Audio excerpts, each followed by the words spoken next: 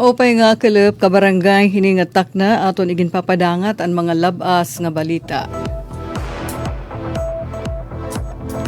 Siyahan balita lokal, PNP 8 naglunsad hin investigasyon han igin malatumat irignom ha sakobhin police station ha Eastern Samar. Waray palabya han pamunuan han Police Regional Office 8 ngan madagmit nga ginaksyonan an nahibantog nga pag-irignom ha sulod hinusa nga police station ha probinsya han Eastern Samar. Hapahayag han PRO 8 ginsabi hini nga istrikto an polisiya han Philippine National Police o PNP nga nagdidiri han pag-inom hindi alkohol nga irimnon samtang on duty labi na kun aada sulod han opisina o pasilidad han kapulisan. Sumalapahan PRO 8 nagpapadayon na yana an immediate investigation base masiguro ang tinuod nga panhitabo ngan mahibaruan kun hino ang mga personnel nga involved. Siring pa ang PRO 8 haira official statement diri kami matugot hinbisan ano nga pormahin misconduct o diri maupay nga pamatasan han amon mga miyembros.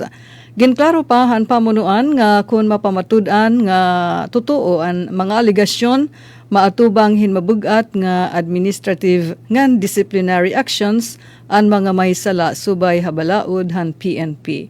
Nagpasalamat gihap ang PRO 8 nga mabinantayanon nga syudad nun nga nag-report hini nga insidente dako daw ini nga bulig para mas maparig-on ang transparency ngan accountability haira organisasyon.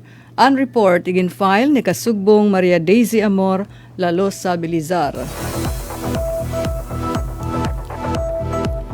Ay pa nga balita, giant Christmas tree formal nga ginpasiga ha Eastern Samar Capitol Grounds.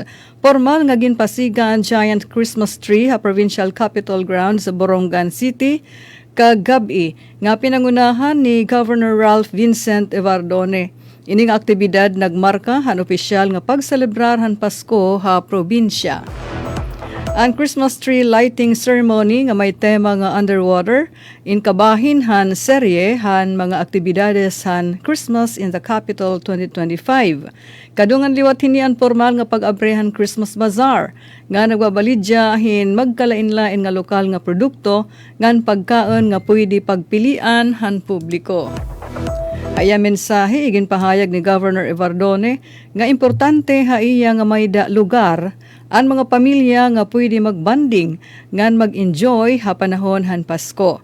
Igin pahayag liwat niya nga iniansyahan nga tuig nga igin patigayon ang Christmas Bazaar ha Kapitolyo ngan ginlalauman nga mas mapapahusay pa ini ha masunod nga mga tuig. Panuyo han aktibidad nga makabulig ha mga local concessionaires ngan small businesses agod magkamayada hinduga nga income. Sumalapahan gobernador nga an underwater theme han Christmas tree inusa nga inspirasyon tikang ha potensyal han Eastern Samar como world-class diving destination labi na Borongan City nga ginlalauman nga makakaingganyar hin mas damo nga investors sa masunod nga mga tuig. Samtang gintagan doon ni Provincial Tourism Officer Neil Pinarok ang importansya han marine habitat han aton probinsya. Sumala iya may ada kahanga-hanga nga underwater landscapes ang probinsya nga ka-level han mga kilala nga diving spot sa bug-os nga kalibutan. Upod ang mga talagsahon nga organismo pandagat nga diri makikita ha iba nga lugar. Dugang paniyan, direkta nga pag-atubang han mga baybayon han Eastern Samar ha kadagatan han Pasipiko, amo ang nagdudugang hin kalipayan ngan curiosity ha diving experience ha probinsya. Igin pahayag liwat nga 19 nga presenters. Ang Eastern Samar ang nakakabuot han ikatulong nga pwesto ngan ginlalauman nga maimbitaran han United Nations agud idepensa ang proposal para turismo ngan marine conservation.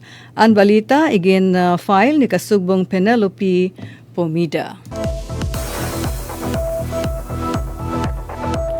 Kauluhan naman nga balita, Malacanang nagmando hangatanan nga national government agencies nga state-run institutions nga magtigaman hin nagtitipid yan na ang kapaskuhan.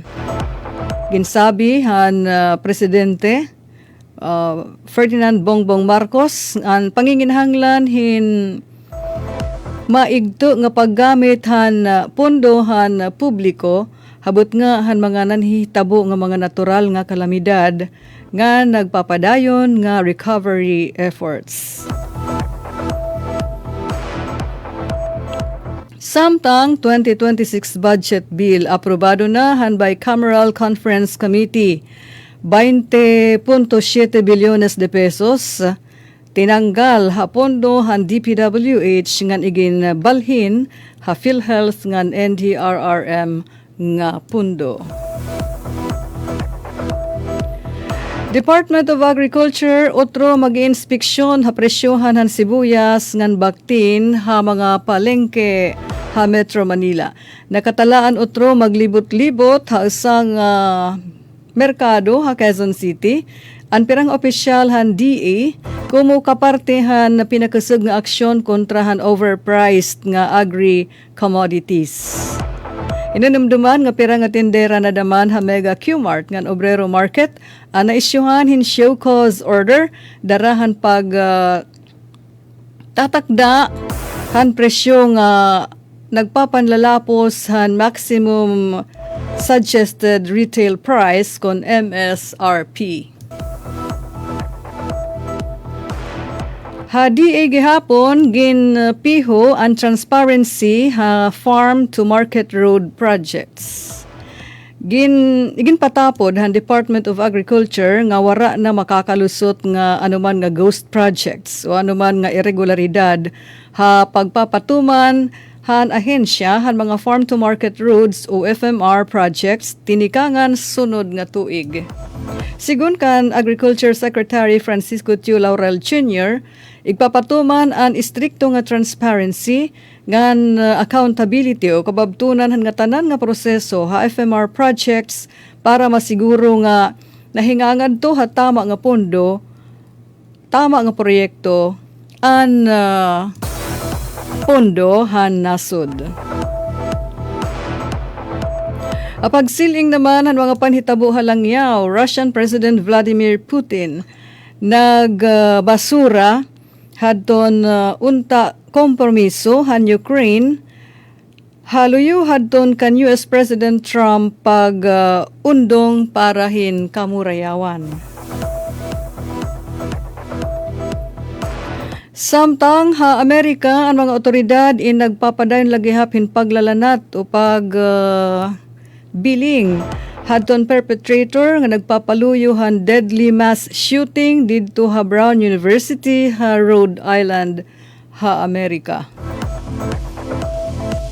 Ug katapusan nga balita, ang China amo inag titigdong han kanan kalibutan pinaka makusog nga hydropower system didto ha kabubkiran han Himalayas ngan kadak-an han gius han China mahiunong hini nga proyekto in sekreto. Amad to ka barangay naton mga balita Radyo Pilipinas News Update. Anyo tag balita Ruth Rivera Abunda nagpapasalamat.